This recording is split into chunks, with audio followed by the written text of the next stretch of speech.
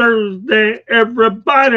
Welcome to another edition of Pundits Pundit. My name is Scott Morgan. We're at the Motor City Mad Mouth. You have a double header tonight. Fire Up will follow us after this broadcast. Meanwhile, we have a really good show lined up. And if you looked at the title, O.J. Simpson is long gone. That's where we're starting. But before we get to the business at hand with the topics, let me introduce the crew. George Eichhorn, welcome back. Hey, from the Motor City, it's good to be back on, Scott, and all you guys and gal. Thank you. All right. And Jeremy Ballrick. Good evening, everybody. Happy to be chiming in from north of the Motor City. Yeah, a little bit north of the Motor City. Okay, and Candy Ebling down here. I'm in nice, warm South Florida. Welcome, everybody, and glad to be here. And I have a feeling we're going to have an active chat room. And last but not least, the sniper himself, Denzel Snipes. No else is in warm South Florida. Scott Morgan. Oh, wait a second. Y'all must know something I don't. What? What? I don't know. Talk to way over your head, Unc. Way over your head. Everything's way over my head. All right. So, all right. Well, I'll tell you what. There might be a little carryover from last week. I have a feeling there will be. But with that said, yes, I'm the Motor City Mad Mouth now in charge of the Pundits Pundit, but my right-hand man is Denzel Snipes. Some things never change. Of course, I always have a phenomenal crew anyways alongside of me. Jennifer Lewis will come on from time to time as well. So this is what you have. This is what you're going to get. And right now, I'm turning it over to Mr. Snipes. We got a loaded show, so let's get to it. Quite possibly, inarguably, the news of the day, and that is the passing of Orenthal James Simpson. To those of you out there who are of the younger generation, here's your introduction to him, because I know that in recent years he kind of been the butt of some jokes and some puns and whatnot, but he did have a career in the NFL. He played from 1969 to 1979 with the Bills and the San Francisco 49ers. He was a former most valuable player and offensive player of the year, 5-time first-team All-Pro, 5-time Pro Bowl, first ever to rush for 2,000 yards in a season, and one could argue that his is the most impressive because he did it in 14 games. He was a rushing yards leader for 4 years of his career. He made the All-Anniversary team. He also was a Heisman Trophy winner. And now for the part that you probably don't remember because you were little tights when this happened, but there was a little something called the trial of the century from like 94 to 96, and it was huge, and it was regarding a double homicide of his former wife, Nicole Brown Simpson, and her her friend, Ron Goldman. He, of course, was found, shockingly, not guilty. He was acquitted of all charges and everything after it was about an 18-month-long trial. Actually, I watched the verdict from my classroom, my English class in middle school. He's been a subject of much controversy. There's been conspiracy theories. There's been all different avenues of who might have done it if he was innocent and everything, but I want to start off, and we'll start off with Candy and get your thoughts about this man overall playing career and his off the field. He's got one could argue his off the field issues is one for the books. Go ahead. All right, Candy. Before you go ahead, though, let's just make sure we address the chat as much as we possibly can because these guys have been waiting all day to let things out. Time. So you got Joshua Door smoking. All right, there you go. I'm not reading them. We can see them. And we will read certain ones. Okay, there you go. If the glove don't fit, yeah, there you go. That's one I'm sure we'll get to. Yeah, bear in mind that Candy, this man had the Avengers for a defense team. Go ahead. Yes, what money can buy sometimes, right? Ooh. Let's face it. He had a great NFL career. He won the Heisman Trophy while he was at USC. He also started an acting career when he was at USC. He appeared on Medical Center. He was on The Klansman, the Cassandra Crossing, The Towering Inferno. He was in the miniseries Roots. After retiring from football, he actually starred in 3 Naked Gun movies and the comedy Back to the Beach and more. But on June 12th, 1994, his ex-wife, Nicole Brown Simpson and her friend were found murdered outside her Brentwood condo. Simpson, who had pleaded no contest to a domestic violence charge against her when they were married, was considered a person of interest in the killings and charges that were filed against him. Instead of turning himself in, a media spectacle erupted when he attempted to flee in his white Ford Bronco, and the police followed him in a slow-speed chase. The televised chase on June 17th drew an audience of some 95 million people. The chase for them to catch him. The ensuing trial then became a media circus, and Simpson was found not guilty for the two murders. But in 1997, Goldman's family brought a civil suit against Simpson, and he was found liable for the wrongful death and battery against Goldman and battery against Nicole Brown Simpson. He was ordered to pay $33.5 million in damages.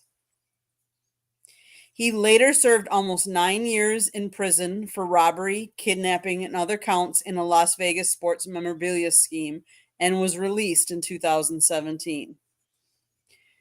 From what I've heard, Goldman's father is still trying to go after that money that he was only paid like pennies, very little amount of it. I just read it. They're going after the rest All of right, it. let me make one comment first, okay? I have an "Are you crazy?" moment to address. Joshua Dorr Scott isn't having it with the chat tonight. Okay, Joshua Dorr, you ready? Everybody speak after me. Are you crazy? Are you Joshua crazy? Dorr, you ever Are you heard of crazy? observing? And let me tell you, Jacob Christer's not on here, okay? But you know what? How many times have I said to him, "Are you crazy?" Joshua Dorr, are you crazy? Called sponge, observe, go with the flow. I got a lot of work to do to mentor Joshua Dorr. All we need to do is make sure the Florida Fried Chicken has the guts to come on and get mentored. So are you crazy, Joshua? I'm watching it. All right. Indeed, I am. All right. Are you crazy? There you go. Now he admits it. Didn't take an apology this time, though. So at least he knows he's learning. So, And I know Mr. I'll guarantee that by tomorrow, he'll definitely say, I'm crazy. All right, continue. So the question, Joshua Dorr, you put on here, if the glove doesn't fit, but I bet you the glove did fit now. Was he guilty? Yes.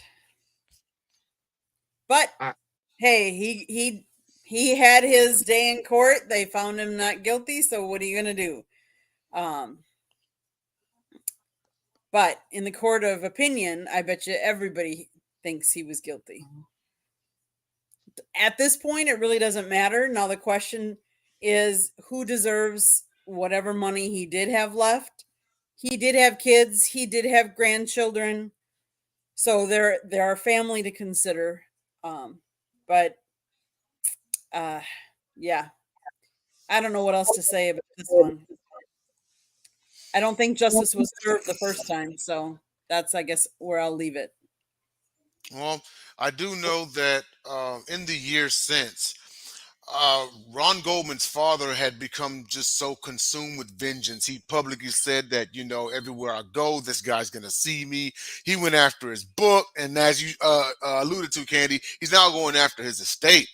I don't know. It's kind of one of those things where, because even people came out and said like, "Hey, I'm sorry what happened to your son, but at some point you got to move on. That vengeance is going to eat you up." Now, I'm not here to give a 10-minute soliloquy on life and how vengeance can hurt you or anything like that. That's your pastor's job if you believe in somebody, okay? But what I think is going to transpire in the next year is just a litany of controversy surrounding his death and the remaining of his estate. But I want to pass it on to Officer Ball right down there. What's going on, buddy? And give your thoughts about O.J. Simpson. What was Ron's last name again? Was it Goldman? Goldman, yeah. I don't think O.J. actually killed Nicole. I think he was trying to castrate him, and her throat got in the way.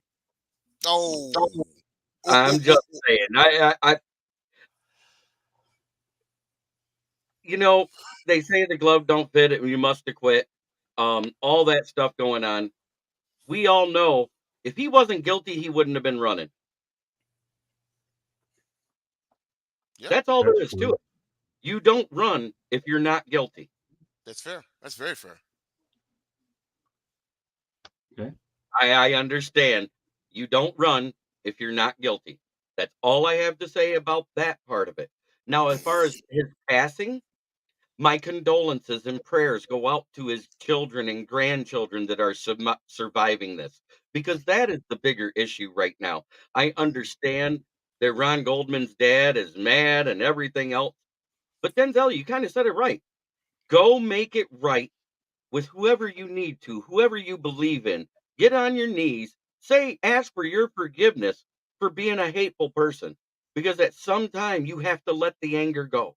No matter what happens in your life, no matter who crosses your path, you have to forgive them. If you slap me, I'm to turn my other cheek. You're too That's all far. there is. You're too far to slap, but don't worry about it. Joshua But Dorr says, "Thanks for the lesson. Where's rocket scientist tonight?" Oh, not here yet. But don't damn. worry, Jeremy. I'll be in Detroit where I can do it. Right. Yeah,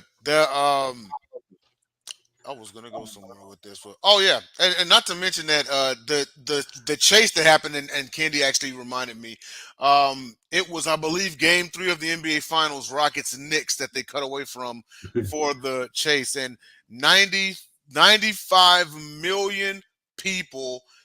Mind you, at the time period, the United States population was like 260 million. So, like, that's like that's about I'm no mathematician here, but that's almost a third or something like that. Like man, that is insane.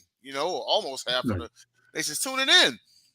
But with this whole thing with and I love how he alluded to his family, because we've said this about the whole R. Kelly thing, about the OJ thing. There should be no reason why the family suffers. You know what I mean? For the mistakes of their predecessor. Now, I understand if they were in on it, but if they're just trying to live their lives, you kind of leave them out of it. But I don't know.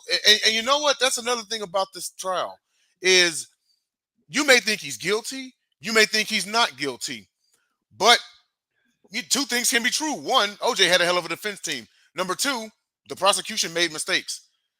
They actually kind of had it ironclad, but, well, number one, Christopher Darden made him try on the glove against Marshall Clark's wishes. Number two, Marshall Clark called up Mark Furman to the stand. That ruined everything. He was exposed as a crooked racist cop. So to a certain extent, they kind of had the case in the bag. But when you have, when you make a young mistake, because I thought about it. I said, you know what? Christopher Darden was pretty young. And O.J. Simpson's got, grandmasters over there, so for a defense team. So, but I get it. He needed his experience, but mistakes were made, and they knew better, But I want to go to George Eichhorn here and get your thoughts about O.J. Simpson, his career, and his off the field issues. Well, I was kind of surprised. I did not know that the cancer was spreading as rapidly as it was. I thought it was a joke this morning when I saw something posted by former Detroit sports reporter Bob Page on X, and he made a stupid joke about Simpson and Goldman, which I did not appreciate. I will not repeat it. Bob, sometimes you got to take the foot out of your mouth, Mr. Page. So at the University of Southern California, I wasn't following college football as much as I probably should have back then, but I'll never forget, and some of you older folks might remember this, when comedian Bob Hope would host specials on NBC. And at the end of the year special around Christmas time, he would get the all-American team together, and they would run out individually and stand next to Bob Hope, and they would say something like, "I'm O.J. Simpson, University of Southern California." And then Hope would crack a joke or try to. And I'll never forget that when OJ ran out there with his USC uniform on, and that was something that will stick in my mind forever. The other thing was he was part of ABC's Monday Night Football. And now there was a lot of people moving in and out. Alex Karras, as you guys know, Don Meredith. They loved getting the former players in there, and they did have OJ in there for a couple of years, I think. And after that brilliant career in the NFL. And Scott, I think you probably know this, but I mean, when he went over that 2,000 yards, that was unbelievable. And we're covering the NFL at that time, you and I, Right. and just a great career. And I know you're going to talk a little bit about your recollection because you have a good one. And of course, from Buffalo for 9 years. And just as a little aside, his owner lived in a very wealthy part of Detroit called Lake Shore Drive in Grosse Pointe. So Ralph Wilson had a mansion. And I bet you any amount of money that there must have been times when OJ slipped into Detroit to have dinner with Mr. Wilson because they were very close. As you know, he had a fantastic career with the Buffalo Bills, and Wilson made his home in Detroit. So that's just kind of an odd couple of things for you. I'm not going to get into the whole trial and everything that happened and all that. You guys have talked about that already.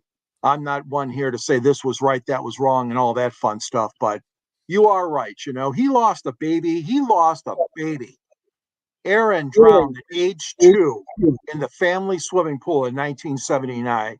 And you guys are spot on. There's children, there's stepchildren, there are family members. He was a real person, okay? Even whatever we decide our minds say about the trial and the killing or whatever. But yes, he has left behind children that now are without a dad or a granddad, a brother or brother-in-law, whatever. So, and a son. So that's my take on it.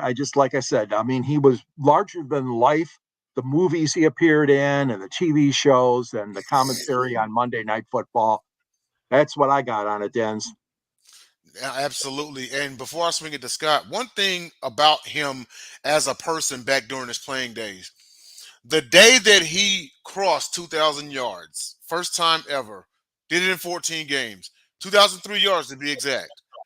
He refused to be interviewed unless he had the entire offensive line interviewed with him. And he proceeded to thank each and every one of them on the air and credit them. Didn't talk about himself. He talked about how good his offensive line was that made it happen. So that was the type of guy he was during his playing days. But last but not least, because I know he's got some stories or two, per his request, Scott, take it away. Your thoughts and times on O.J. Simpson. O.J. Simpson's legacy is going to be where you think a lot of the bad because of the double murders. And I get that. Due process, whether we like it or not, was served because he got a non-guilty verdict. Now, when he had those later problems in Las Vegas and he ended up going to prison for a while, I get the feeling that Las Vegas was doing what LA didn't do and put him away for whatever they did. Now, he didn't have as good a lawyers there and all that, but I'm not going to get into that, okay? Because here's what I'm going to get into. You talk about the fact that he was unselfish about the 2,000 yards. And I'll tell you what, I covered a Miami Dolphins Monday Night Football game at the Orange Bowl. Howard Cosell is a guy that I truly cannot stand, and a lot of people cannot stand. I approached Cosell for an interview, and that guy turned me down. He came across as a complete jerk. Okay, and I could get a lot worse than that, but I want to try to keep it very real because if this indeed is a general audience, okay, I'm not crossing the line. So who did I turn to next? Yes, O.J. Simpson. I went to O.J. Simpson and asked him, do you mind if I talk to you for a few minutes? And he said, absolutely not. I have no problem with it at all. And he was very nice to me. Very, very nice. He saw me as a young reporter, okay, just trying to break into the business. And I think we talked for 5 or 10 minutes before a Monday night game. And it was one of the best interviews I've ever had. And actually, I learned a technique back then about asking the same question 4 or 5 times, and he gave me 5 different answers. Wow. So that was a tactic I learned even then as a pup. But he was nice to me. I have no complaints. Like anything else, it's easy to find the bad people And a lot of people on social media and everything are going to do it. Today's the day to just pounce on them. And I've seen it, and I've tried to minimize it because I understand both sides. I know there were 2 deaths that obviously occurred as a result of Mr. Simpson. I know about Ralph Wilson. He's also one of the nicest guys in the world because I've actually met him at Super Bowls as well. So, OJ, all I can tell you is this, okay? Everybody that's met you probably has seen a lot of different sides, the good, the bad, and the ugly. But at a time when I needed you early in my career, I saw the good. And I'm very thankful that you gave me an opportunity to learn, and at least you treated me right. I believe he's in my book. I'm almost quite certain he is. So, you know what? Do I believe that he killed those 2 individuals? One would think that all the evidence is leaning towards it, but by the same, and the civil case, I don't care about the civil case. I mean, it is what it is. You know, nobody was going to collect all that $33.5 million anyways. Whatever they could get out of it, they were going to get out of it. Do I think so? You know, I would lean towards yes, but you also still have to go with due process that he was given a non-guilty verdict, and I can only go by with the verdict that was handed down. True. And again, when he went to Las Vegas to say vindication might have taken LA off the hook, but you guys are right. LA lost that case because of bad police work. That case was there to win, but you know what? We talk about Batman having the Joker and the Riddler. Well, I'd like to think that the LA Police Department maybe had a couple of those characters too, the Joker and the Riddler, and that's what botched the case. It doesn't hurt when you have great lawyers as he did. So, you know, rest in peace, OJ. I knew this was going to be a very tough topic. When I heard about it, it was one thing, but when I saw that he got cancer in February, then he died 2 months later, you kind of wonder, wow, this is pretty quick. Did he have it a lot sooner before it was diagnosed? And I've had 2 prostate operations myself, not because of cancer, but I've had them. So I understand the area of the body for which they do occur, and they're very painful surgeries nonetheless. So you know what? Rest in peace, OJ. And you know, you're right on something, Scott. Is he did have a trial, and that's a right that you have in this country. He had his trial, and the decision came out the way that it did. That's the purpose for having a trial, you know. And as far as the police work, I think less Joker and Riddler and more Chief Wiggum and the Three Stooges, because that was terrible. Yeah. That was horrible. But then again, I'm going to reserve my thoughts as far as that police department. Anyway, moving on to the next topic, and Well, that let's go to Grandizer. I think OJ was part of the sport crew that called the game when the Bears lost to the Dolphins on Monday night, which prevented the Bears from going undefeated 19. Well, if that's the case, well, more power to them, you know. But I don't know. I want to make sure we get to all the chats, Denzel. So I'm putting you in charge of that department as well. Gotcha. Okay. Okay. He's just calling out Dusty, saying how he's doing and everything. But we'll move on to our next topic here.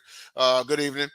And that is the future of NCAA women's college basketball. Will it continue an upward trend, or will it fall off now that Caitlin Clark and Angel Reese are going to the WNBA draft? And my honest opinion on this one is I think it will continue an upward trend because phenoms come and go. We've talked about them, Scott, on Basket Bros. Right. You know, not everyone's going to play for, you know, you can't even, someone lucky enough to live 100 years, but you'll play for what, like 15 of them? Like, phenoms come and go, and the game evolved because Clark and Reese weren't the only great players to have come across. There was some woman named Maya Moore once upon a time. Remember her? There also was a Rebecca Lobo. Remember her? There also was Elisa Leslie. Remember her? Like all these other ones before. And Con was hoping Caitlin would go Big Three. She actually would have been paid more to go to the Big Three, but I think she turned it down because she wants to revolutionize the WNBA, which is a bigger message. Not only that, though, she wants to go out there, pursue her dream, getting an Olympic gold medal and playing in the WNBA. So, yeah, the way Denzel, you're right on target. I read the whole thing. An Olympic gold medal for a female is very important because for many years they didn't have pro basketball. You didn't have it. So that was always what they played for, and they were able to stay a lot longer. So yeah, you know what? The big three, I believe she could have gotten paid $5 million to do $5 it million. and played some WNBA games. But Caitlin Clark, to me, knows that if that opportunity is any good down the road, she'll take it. But the timing just isn't there. Yeah, it isn't there right now. And you're right. You know, long before the WNBA, the absolute pinnacle was the Olympics. If you got selected, Right. outside of that, your senior year of college, that was it. Right. That was it. And well, maybe you went to go coach, but you weren't playing anymore. Right. You know, and so or overseas. Yeah, or go overseas, you know. But yeah, like the Don Staleys and all who played like before there was a WNBA and all. But I want to start off with Candy because you're on Chicks and Salsa. I'm sure this has come up and everything, but let's get your thoughts about this because, like I said, this was an easy answer for me, and that's no. I don't think it's going to tank because it won't be long before the next, college basketball phenom comes along. But your thoughts? Of course, Candy, you have to realize you just muted. You muted yourself. It wasn't me this time. I don't know how to do it.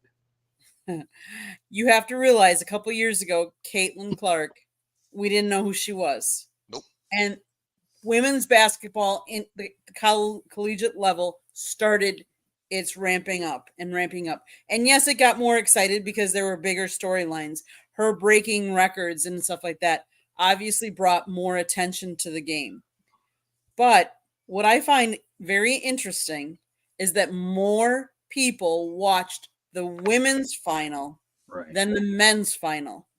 And that speaks volumes, I think, because that has never happened before. So do I think just because Caitlin Clark was in this final that next year no one's going to watch it? No way. No way.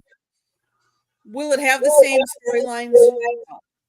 But I still think it is growing and people are excited to see basketball. If you're a true fan, you're going to keep watching. And if you're a young woman and you want to pursue that, you're going to be watching. And I think it's brought more of an excitement to the game and more attention and more people playing it. Because let's face it, basketball, there are a lot of sports that are very expensive to play. Your equipment, everything like that. Basketball is one of those that it is not. And so a lot of kids can play basketball and fairly cheaply. Like, whereas any other sport, hockey, you're buying, skates, you're buying this, you're buying that. Tennis, you're buying, there's more equipment to buy. Basketball, there isn't. So I think, and let's face it, there has been an increase in knowing about one's health and in like football, contact sports, the collisions and the safety of young kids. Basketball, you don't hear about those things. So I think more kids will be encouraged to play the game.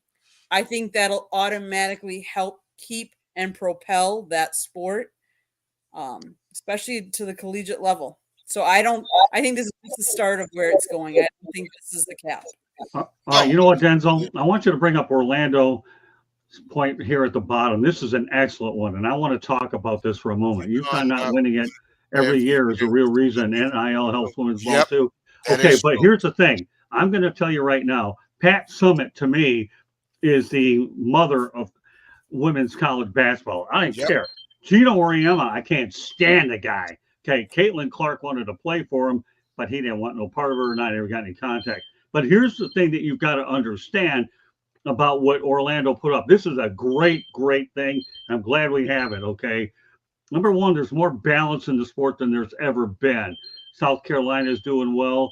Obviously, Stanford, we had Tara Van Derver went out there and retired the other day, and the list goes on and on. So while NIL does help, okay, you're starting to see a lot more balance in the sport than you ever have. And that's why the sport will continue to flourish as it does. They're getting paid bigger TV contract money from the, think about it. Their national championship is on the same even keel here as a men's. Yep. And let me even take this a step further, okay, about Caitlin Clark. Once upon a time, we had Larry Bird and Magic Johnson. And I'm only mentioning this because you have an irony here. And I emphasize the word irony. You have a Caucasian white woman named Caitlin Clark, right? Going to the NBA. Angel Reese, African American woman, going to the NBA, right? Okay, in the same year, a la Larry Bird, Magic Johnson. Do you think that these two moving to the next level will elevate the WNBA? Why not? It's a good league that's going to get even better. And I mentioned this on last night's edition of the Sports Exchange that when Caitlin Clark comes out, okay, the Indiana Fever will be on national TV 36 of the 40 games. No. Tell me that women's basketball at the college level isn't doing well, and I might as well swallow my tongue because I just gave you a handful of facts that will convince you that it's doing real well. Orlando, I'll tell you what, I don't normally go ahead and handle the chat quote of the day, but that one's going to rank amongst near the top. That's for sure, because you are right. NIL is one thing, but remember what these individuals are doing. You have is unbelievable. Caitlin Clark lost to a team here that was undefeated. You know, South Carolina is good. They're like 109-3 in the last 3 years. If that isn't good, then tell me what the word great is. I don't know. Yeah. I didn't take a dump pill overnight. Depends on who you talk to, though. Yeah, no, absolutely with that. And that was a great take right there by our guest in the comment. And Yeah. I will say this much, and that is, well, for darn sure, South Carolina, Iowa was way mountains better than UConn, Purdue. I think everyone can agree on that one. Well, not only that, I'm not gonna, sit there and try to, because at the end of the day, the players got to go out there and compete. He made mention to the UConn women, they won like 111 straight or something like that, right? Well, they're just going out there and competing. And I mean, if people like more parity, when you get a dynasty, that's kind of what you don't get. You kind of root for a Philadelphia Eagles to come along and beat the New England Patriots. You see what I'm saying? That's kind of how sports goes whenever you have a dynasty present. Speaking of which, South Carolina is looking at being the next dynasty. all right, but you talk about that big winning streak getting snapped. Stanford's the one that snapped it. That's true. The coach has just retired, right? She's the one that snapped that losing streak in the first place. And on top of that, Connecticut, all of their games were decided by double digits, okay, in the finals. So, yeah, I mean, let's face the reality. South Carolina didn't have it easy either, but Iowa was tough. I mean, they made it to the finals in back-to-back years. I can't believe I'm talking this knowledgeable about women's basketball, but guess what? It's interesting and it's fun. And I know Megan Price would be proud of me, even though I've never been on a show with her. But I'm actually sounding intelligent about this subject.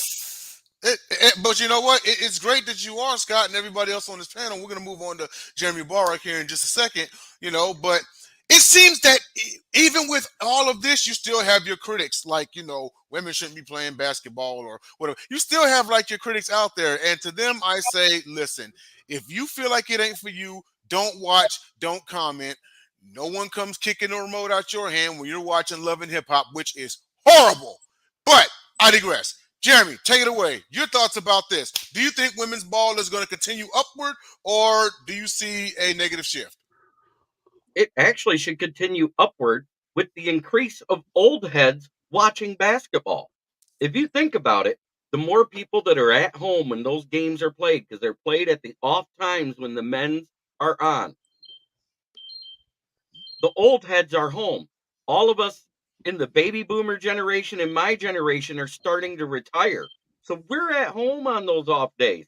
What are we going to watch? Fundamentally sound basketball like we used to have. All right, let me ask everybody in the chat room. How are these chats muted tonight? I'd like to know. We have some technical things there. No, they're not. Are you guys watching? Okay. Question for Candy is, okay, that's a follow-up question. So Joshua Dorr, no, Will is not on tonight because he has other plans. So he will not be on tonight. So, and we are not muting the chat. We were just in the middle of a discussion and the chats weren't talking about what we were discussing. So I wasn't putting the chats up. That's why they weren't up when they were. All right, go ahead, Jeremy. I completely agree that Angel Reese and Caitlin Clark going to the WNBA is going to increase viewership there. It won't be as big as it was in the WNBA because it really depends if they end up in the same division or not and have to go Right. against each other. Because if they end up in the same division, the ratings for those games will go through the roof. Oh yeah, absolutely. And with this, and this is what, like, the third consecutive year that the women's national title game was more viewed than the men's national title game. So that should say something. I mean, numbers don't lie, folks. But want to round this out with George and get your thoughts about this. Well, before you do that, though, I want to address the phone situation, Josh and Rocket Scientist. I believe the reason the noise that you're actually hearing might be my diabetes alerts. I may have had something that went out there and got me past the number. So if you're hearing a beep, beep, beep, at least you know I'm living. Okay, go ahead. Yeah. When it stops beeping, that's when, things get under control. Yeah. Go ahead, George. Your thoughts about NCAA women's basketball's future. Well, I'm glad you brought it up because it is a very important topic. But one fact you cannot overlook still is the fact that, and I mentioned this on the Sports Exchange, okay, the men's game is played in a 60,000 seat football stadium. The women sold out a 20,000 seat Cleveland Arena. So, okay, I'm just stating a fact here that no, they have not eclipsed the men as far as the attendance goes. And I'm just putting that out there because a lot of people think, but they're confused because you must have a football stadium to apply for the NCAA Final Four, which Detroit is getting it again. Other cities, of course, Glendale, Arlington, I mean, all the big football stadiums apply for it, Indianapolis, but I just wanted to point that out. Now, I could go back to the days of when I first followed women's basketball, and that was obviously with the WNBA. We had a team here called the Detroit Shock, and they had some great players, Deanna Nolan and Coach Nancy Lieberman. And they were great. Bill Lambier became the coach. He did a great job coaching the ladies. In fact, he was one of the best coaches in the WNBA. So hats off to you, Bill. And then the other thing that's important to me is the fact, like you guys said, no, it's not going to be a 1 year or a 2 year thing. I totally agree with the panel. This is going to grow. This is an ascension into the sports mainstream. Watching this wonderful sport and watching these very talented athletic women play this sport. And I mean, I could go back to the Ann Myers Drysdale when she was on the women's U.S. team for the Olympics, and they won it all. I mean, that was unbelievable. And she's still involved with sports, with announcing, and with the Phoenix Suns in a role. But all this being said, yes, I agree. You guys nailed this one. We are going to see some ratings go way up, not only in the NCAA women's bracket, but also the fact that the WNBA is going to probably jettison when these young ladies go into the league next year. Absolutely. And, one thing about the game overall, and as amazing as Caitlin Clark is, well, she lost to the better team. South Carolina is South Carolina for a reason. Put it to you like this, and this also alludes to the topic before we move on here, and that is, on South Carolina, they once had a lady named Aaliyah Boston. She went to the league and got drafted. They didn't miss. She was considered one of the best players in the nation, if not the best. Went to the league, didn't miss a beat. National champions. That is a team that they got out there. So they're going to be a tough out. But overall, and the panel, of course, chiming in and such, women's college basketball is not going anywhere. It's only going to get better. Well, I'm going to pass it now to, let's see here. WNBA is barely profitable. They need them to boost popularity and profitability. It's a start. Yes, it is a start, but also, Orlando, one of the reasons why it's not profitable are the same fans that complain about it. When you don't go to the stadium and buy a ticket and buy merchandise and buy food and everything that will contribute, you're kind of part of the problem. And here's the thing. If you're not going to go to the stadium and contribute, then don't comment on about it saying, oh, well, WNBA ain't making no money. They trash or whatever. I mean, if it's not for you, it's not for you, but you shouldn't speak on it if you're not willing to go to the games and help support them. With that being said, I'm going to pass it on to Candy because we got a station break. Take it away. Station identification. Okay, there is a red subscribe button. If you see it, that means you haven't subscribed. If you have subscribed, share us and share it to all your friends and family. And why haven't you subscribed yet? I don't understand why. Monday nights, baseball. 108 Stitches baseball talk. Tuesday nights, Inside the Pigskin. All kinds of football talk. Wednesday nights, Motor City Mad Mouth show has been happening lately. It's a one-on-one interview. Scott interviews somebody. It's normally 35 minutes, anywhere to an hour. And then, of course, the Sports Exchange, which has all kinds of sports topics. It could be basketball, it can be football, it could be baseball, it could be cornhole. And yes, I just said cornhole. It's just fun. But anyways, it could even be pickleball. You just never know what we're going to talk about. We even talked about the Masters last night. Tonight, obviously, Pundits Pundit, and then following will be Fire Up, and you just never know what we're going to talk about because we're always fired up for that show. But more importantly, we have a website, www.southfloridatribune.com, where George, Scott, and Jeremy have all written for us. Denzel, I don't think you have yet, have you? I haven't yet. It's coming soon. I'm gonna think of probably a good 700-worder and shoot it right to you. Let me tell you, you're a journalism major. There's no reason why you shouldn't write. Right. I got you. When's coming? I gave you a subject. Own it. You sure did. Don't worry, JB Ellis did yesterday quite a bit. I'm gonna write it. Candy, let's roll. Okay. You can always see my pictures there too. But if you like to listen to audio version because you can't, watch TV or driving or something like that, you can hear us on iHeartRadio, Apple, Spotify, Google, or wherever you get your podcast. Then there is something that Scott wrote. Lessons from yes, I resemble that book. Tuning into the enduring wisdom of visionary leaders. And yes, and George wrote the foreword on that book. Look at all these copies. Isn't that great? Oh, yeah, I got one too. See, here it is. Oh, look at that. Scott, where's your copy? Plenty around the house. In our hand. Yeah. Actually, you know what? I got it right here too. There You covered it up. We've all got one. All right. There you go. But if you don't have one of those, that means you need to go to Amazon, Kindle, or Barnes & Noble or Apple Books and get your copy today. You'll be able to see Scott with, a young Tommy Lasorda, a young boxer. And I'm not even going to say who it is because I want you guys to go get the book and find out. And you can always come back to the chat room and let us know if you have them. But and guess what? Every page isn't filled with words. There's pictures. Not many, but there are a couple. But there is all kinds of stories about Scott and his over 40 plus years in the media and how media has changed over the years. So it's a very interesting book. Very interesting. I think that's it for the station identification tonight, Scott, unless you want to add.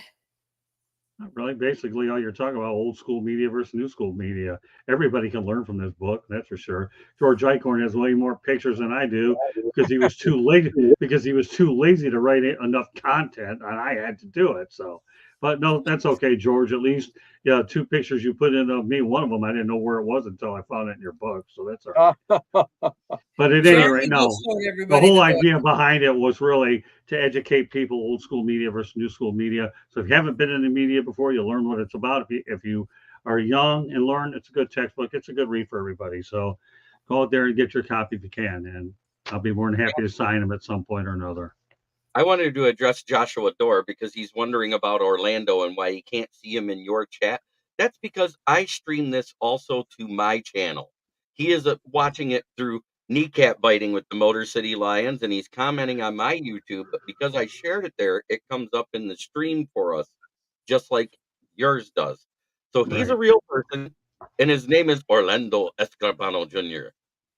Don't expect me to pronounce it, but the one thing I'll say about the guy is he does make some great comments, that's for sure. So he does. So, Orlando, I will tell you this. Yes, we did get our press passes for the draft. So we will be live from the draft in Detroit. 4 of the 5 on this panel. Yeah. Yep. That's Sorry, true. Dan. Yeah, y'all gonna have to go. You Yeah, went to I'll the come in. you were at the Super Bowl, so you I know. was. Yeah. And we'll all meet up. We'll meet up in New Orleans anyway. You know what? February Yep, next next year. year. You got it. Yeah, looking forward to that trip too. Candy's never been to New Orleans, so I'll get her there. Oh, first timer. Okay, not a good way to break her in. But we'll move on to our next few topics, and I'm gonna pass it on to the Motor City Madmouth himself. Take it away. All right. Well, the first time I was in New Orleans was for the 1982 Final Four when Michael Jordan was there. So that was an incredible tournament to go to. But yeah, I'll take over from here. All right. Here's something that obviously is really tough to deal with. James and Jennifer Crumbley got 10 to 15 years in Oxford. And for the Oxford high school shooting that was committed by their son, who murdered 4 students, injured 7, using a gun he had begged for. My gosh. I mean, you know what though? I believe in my mind this is the right verdict. Okay, we start off with OJ and now the Crumleys, okay? But there's a precedent for this. This is the first time I've ever seen parents both get punished for what their son did. And rightfully so. You don't buy the guy the gun or allow him to get it. A few lives are spared. Now, the only thing I wonder about down the line is how many other states will take precedent after what Michigan had done. Once upon a time, Michigan invented the seatbelt law, caught on everywhere else. Okay. Now you have a precedent and a standard, and the right punishment was served for both of them. Now, they do get credit for jail time already served as well, but they're going to be away from each other for a while in prison. It isn't due to a divorce that they're apart. It's because of prison. So with that said, I'm going to go to some of my Michigan people first. And I want to start off with you, Jeremy. Do you think this is a right call that they both got the same punishment for, and does the punishment fit the crime for both? Well, in all actuality, yes. I believe the punishment fit the crime for both of them. And number one, maybe this will get parents to start parenting again and stop their kids from doing stupid stuff they don't need to do. We have lessened what we do for discipline for our children for so long. So many parents are using the TV or the tablet to babysit their kids. Maybe it's time we all start parenting. Talk to our children. Take the electronic devices away and actually have a family dinner where you find out what your child is thinking. It's about time that this type of law and penalty comes with something like this. Okay. Candy? Jeremy, you couldn't have said it better.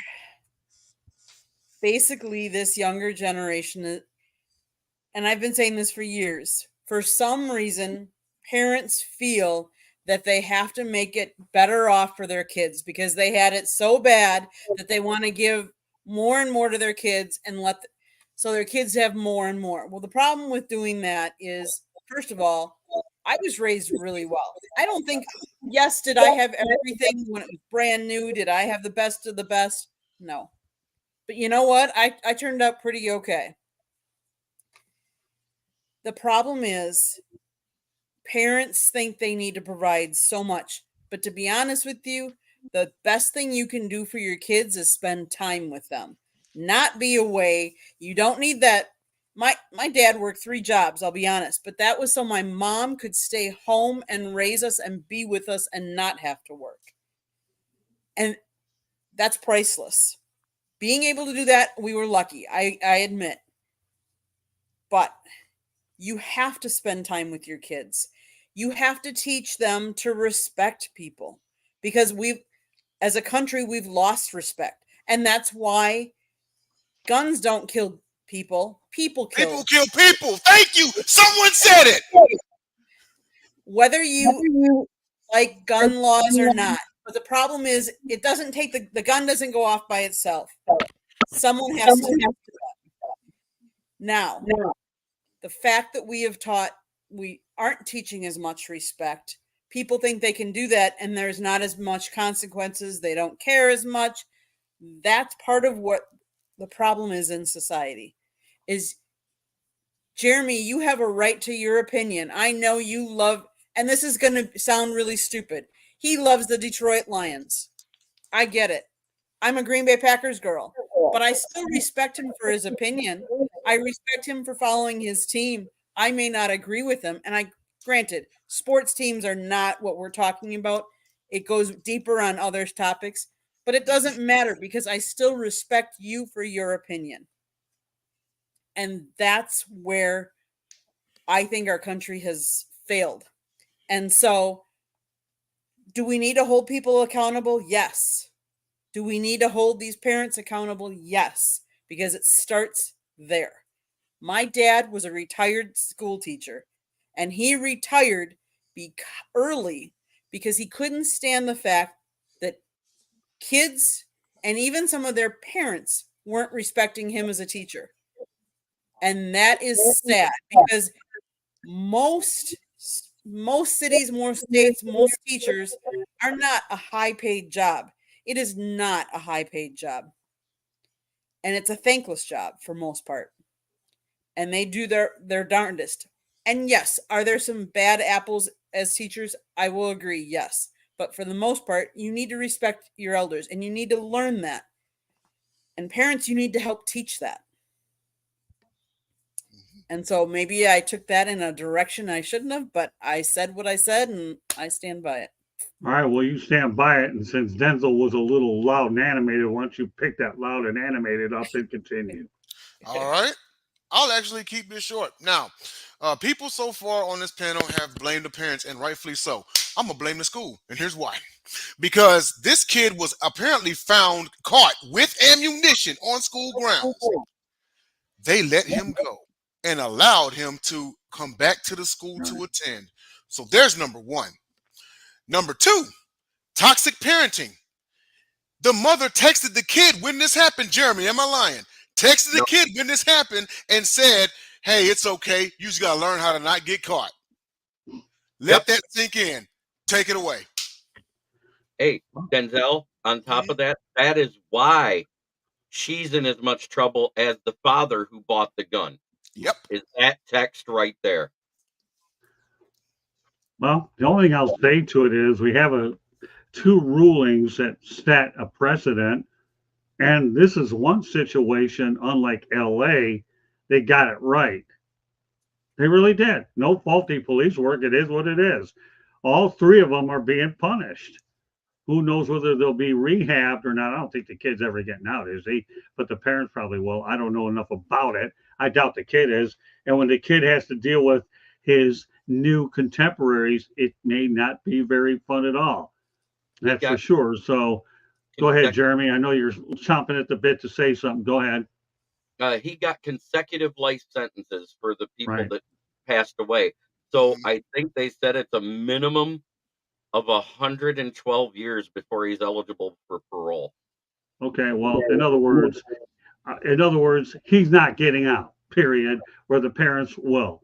Well, we'll see what happens with them down the road. Yeah. But it's safe to say that their kid won't be, unfortunately, taking any more lives while he's in there. And if he does, it won't be outside of that situation. It'll be inside of where he's at. And I'm not going any further than that. I know we've talked a lot of crime here tonight, but the topics are what they are. And when you think about OJ and now this, you know, we talk about shoddy police work, and then we talk about the right thing and an unprecedented ruling that I think you're going to see more and more of these cases start to develop as time goes on. So hope everybody ended up getting what they had out of the whole thing. George, what about you? Did you say on this? No, and I think the verdict was too harsh. I would not have given them up to 15 years. This is new precedent. This was done for the first time ever in United States history. And there will be appeals. I know that. I'm not backing the parents up, but I don't think that the long sentence was as harsh as it was going to be. The thing is that You also have to understand that there are prosecutors, other than this lady in Oakland County, that also go after parents. So it's not really the first time, because in the unfortunate situation where a young man or lady gets the gun, or a child gets the gun that's unlocked in a home, we've had plenty of that in this country, trust me, and a lot of it local here where I live. They do get charged. We have an attorney named Kim Worthy in Wayne County, which is the county that houses the city of Detroit and many other cities. And Kim Worthy has been going after uh, these uh, these parents or guardians, whoever, or they could just be acquaintances of one of the the potential shooter. But this is not. They don't have these long and important trials like we had with this situation. That being said, no, I would never take my child to a gun range, and he wasn't even. My God, he wasn't even anywhere near being 18 or 21, but yet they went ahead and did that. So there were a lot. The thing that was really bad was there were many signs here that just got ignored, like you guys said. I'm not totally sure about the school district. I know the parents of the deceased are probably going to go after school officials, supposedly, or they already have started to lay the groundwork for that with their attorneys. This thing could really open up all kinds of uh, potential verdicts on counselors at the school, the principal, whoever, the teachers. Um, but it's just, yeah, it's just a sad situation all around, and it really is. It was justified to have them. It's just that I don't agree with the years, but that doesn't matter. They're in jail, and I do agree with that. All right, now Eddie Wait, Prather said wait, 5 years would have been the max. wait, Scott. At both trials, prosecutors argued the Crumbleys ignored a troubled son who was in distress and spiraling downward. But instead of getting him help, they bought him a gun. Right. Like, honestly, if you know your kids are in trouble, what possessed you to think buying a gun and giving it to your kid was the right thing to do? Right. Because And let's face it, that's not like a gun like we're gonna go hunting for deer or anything like that. Come on. yeah, to further pour salt in the wound, it was reported in the wound. It was reported that while they did express condolences for the families that lost their kids behind it, they never admitted to making a mistake. They never took accountability. That Right. probably drove the judge's decision, or I don't know if it was a bench trial or a judge's trial or anything like that, but or bench trial or jury trial, but yeah, that's probably what drove the decision as well, as far as the sentencing. If you just kind of have this attitude like, "Hey, listen, I'm sorry you guys lost your children, but I'm not taking no responsibility," or even uttering an apology, like you had something to do with it. Yeah, that speaks volumes. Okay, first of all, back to the chat room. Eddie Prather, 5 years would have been the max. Now, I disagree with you there. 5 years, I don't think would have sent a strong enough message. I see where you're coming from, but we don't always have to agree here. Under Orlando, social skills with kids behind the computer is not there. We learn to act in fear of a punch to the mouth, saying the wrong thing behind the computer. There's none of that. Okay, Agreed. all right, agreed. But the reality of the situation is the parents are the ones that the kids depend on the most for guidance. And in this particular case, okay, the guidance was there. Now, obviously, here living in Southern Florida, okay, we had the February 14th shooting of the Parkland, and that was a mess in itself involving a gun. Now, Candy and I went to a funeral where we saw one of the football coaches in his coffin. And if that wasn't the most difficult thing I've ever seen, I don't know what was. So this stuff has got to stop. It really does. And now I know in this particular case, with the guy that shot the Parkland people, he didn't have the benefit of the parents that in this particular situation with Crumbley. You know, he was a problem child, but but when you put it all in perspective, it's a bad look all the way around. But I do believe the Crumbleys were given the right sentence between 10 and 15 years, and we know the kid never getting out. So, And I all know right, well, one more quick point, and I sure. know I may be the youngest one on the panel. I'll be 42 years old in September. But when all of us on this panel were going to school, if someone brought a gun or ammunition and they were caught, it was immediate expulsion. They didn't come back. They let this kid back. That's why, as far as how the kid turned out, I blame the parents. The shooting, the school. You don't let him back in, that shooting doesn't happen. Okay. All right. Our final topic of the day won't be as complicated as the last three, but this one here, voters in Jackson County reject the Royals and the Chiefs Stadium funding proposals. Well, you know what? I think it was a 58-42 vote is what it was in favor of. I think the Royals wanted to place downtown. The Chiefs wanted about $800 million in renovations. Chiefs have threatened that they'll definitely go ahead and move or do something unless something gets fixed. You know, I'm going to comment on this one first, okay? First of all, here's what will probably happen. They will move, but they'll move to the across the state line to Kansas. I hear there's a lot more money in Kansas than there is in Missouri. So I wouldn't worry about it. The Kansas City Royals and the Kansas City Chiefs will be fine just on the other side of the border in Kansas. And bear in mind, the Kansas Motor Speedway is in Kansas. So I wouldn't worry about the moves there. But you're talking about something that obviously, you know, affects the both franchises. The Royals can't compete, and the Chiefs are certainly the model franchises with the amount of Super Bowls that they've won. So, with that said, this thing will get resolved, but I do believe it will be in the state of Kansas, and Kansas City will be the name, just on the other side. Denzel, go ahead. Yeah, we actually talked about this last night on Sports Business Insider with former agent Sean Russey, and I actually proposed this. Like, is it possible that they stay in the Kansas City metropolitan area and just cross the state line to Kansas? They keep the same name, like you said. They'll just be in KCK instead of KC Mo. But I wanted to go next because in the wake of the voter rejection, you're right, Scott. It was 58%.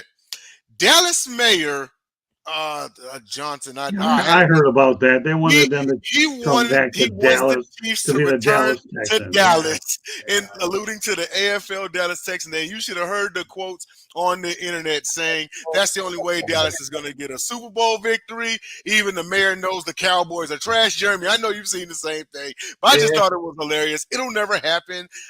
It was just my laugh for the week. But no, I'm with Scott on this one. They're going to resolve this, and it usually takes years before a team relocates. Usually this is like years in the making, like maybe 7-8 years or something like that, you know. Getting new stadiums ain't cheap. It ain't easy, you know, but they'll resolve it. They're smart business people. They'll resolve it. I don't see the Chiefs going anywhere outside of the Kansas City metropolitan area.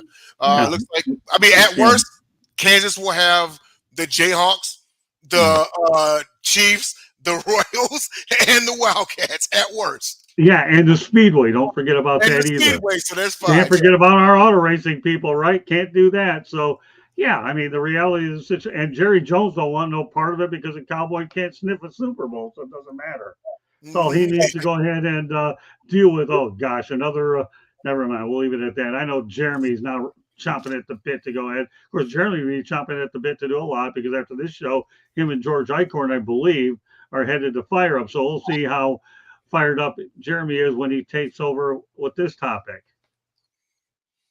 Well, you know what? I agree. They should just move to Missouri and be done with it.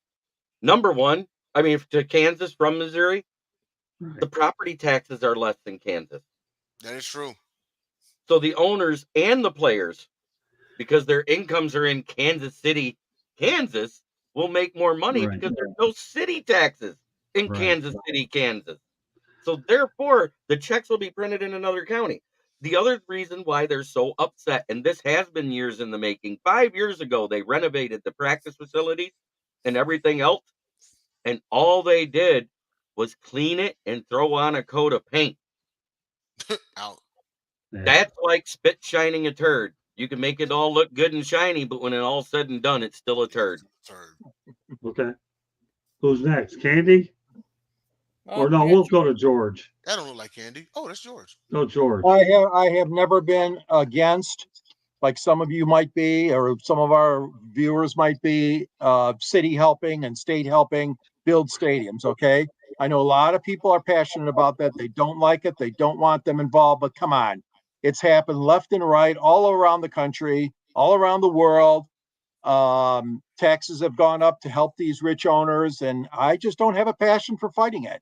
I'll be honest with you. We're blessed here in Michigan. We've got 4 teams within several blocks of each other in the downtown area. And yes, we all help pay for that. Okay. Even though I don't live in the city itself, the adjacent county, such as mine being called Macomb County, there are certain things that have gone up to help. Or we helped the Detroit Institute of Arts stay open, or we helped the Detroit Zoo build a new penguarium or whatever. I'm just saying that I understand that people are passionate about not having the public tax money being used. I'm not one of them. So I'm not going to go against this. I'm not. If they can't do it in Missouri, you're right. They've got to look somewhere else, because if the voters say no, the voters are the ones that are speaking. Now, I know sometimes they try to get around it with their state house, senators and Congress, and representatives, in the capital city of Missouri would try to find other ways to get it. So this isn't over with yet. It's not a done deal that they're going to move out to another, especially to another state. All I'm saying is that if it doesn't get worked out, I do understand that those people did speak and don't want money and those things done. But this is happening all over the country. I'm not saying it's all right, but some people don't want it. I appreciate their opinion. All right, you know what? I want this comment up there from Orlando again. Miami owner built his fortune on tax money. Yeah.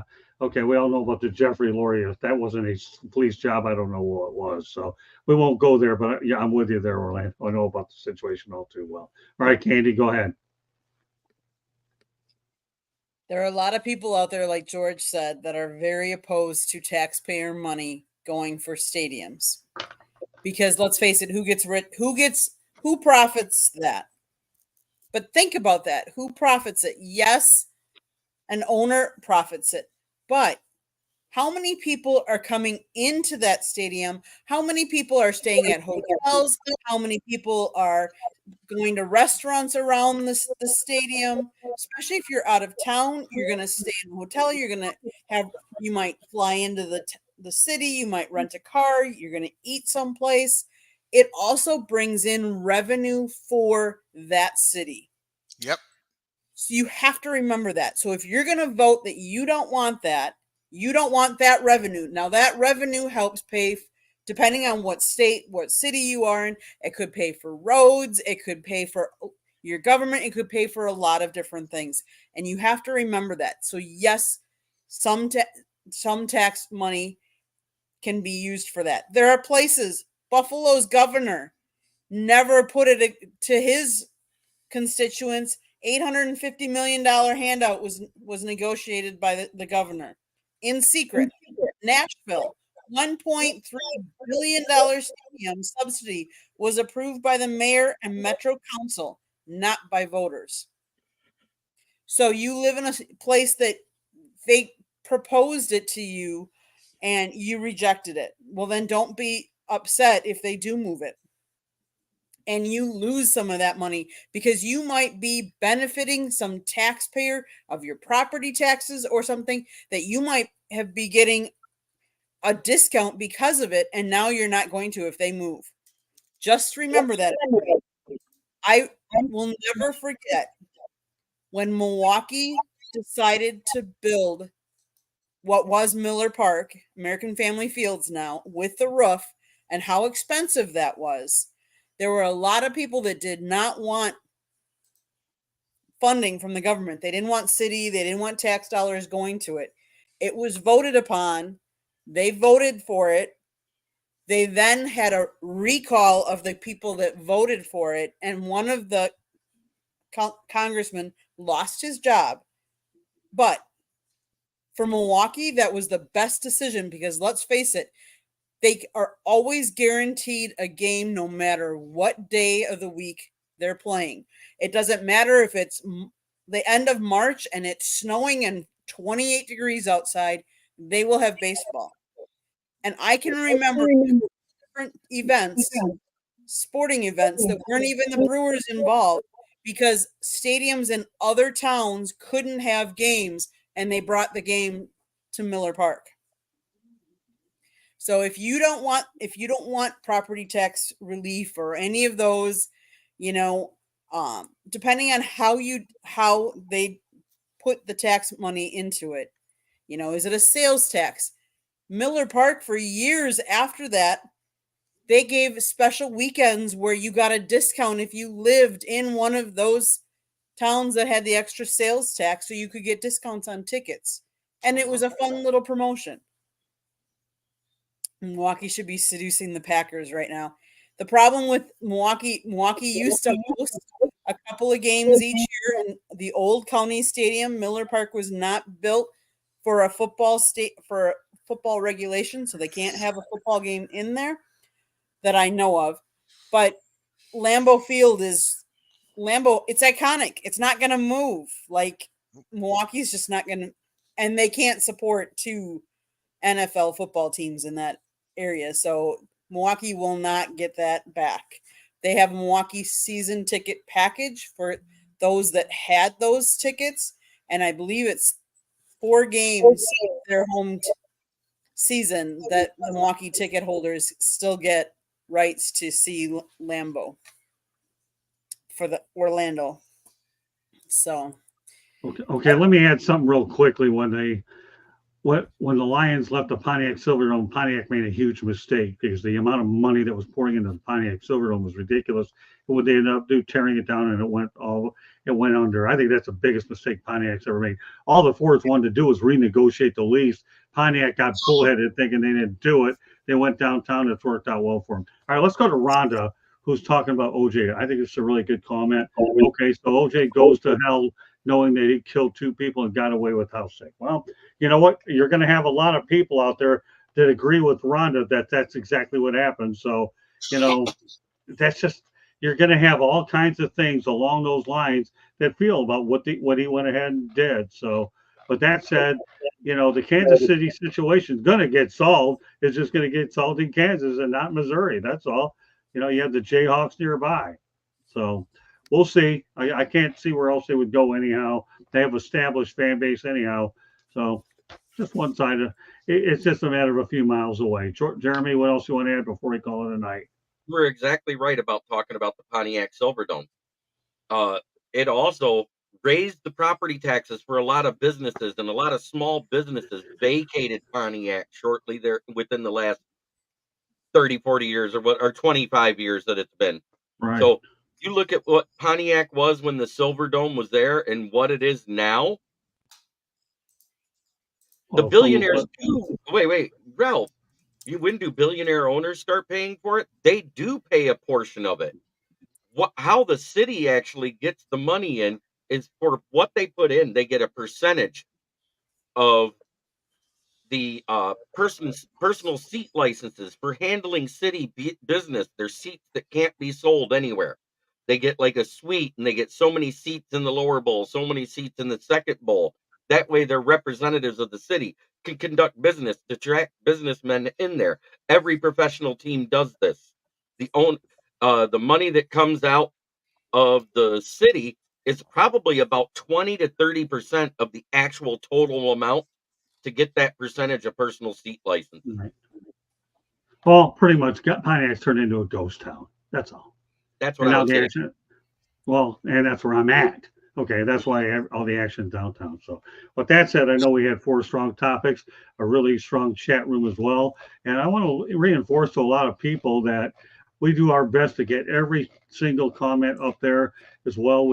And the reality of the situation is we want to make sure the comments are in sync with what we're talking about. That way we don't get too far off base. We enjoy all the input that we get here. We really do. And we're appreciative for everybody that goes in the chat room. But we want to make sure we stay on point as much as we can. There might be some shows where we have a little bit more latitude to mention certain things, but a lot of our goal here is to educate and inform and entertain, and that's what we're here to do. And we want to thank everybody for joining us tonight on Pundits. So with that said, okay, Jeremy, why don't you let everybody know how they can get a hold of you? Well, you can find me right here on the South Florida Tribune YouTube channel on Tuesdays with Inside the Pigskin, occasionally here Thursdays with Pundits, and also on Fire Up.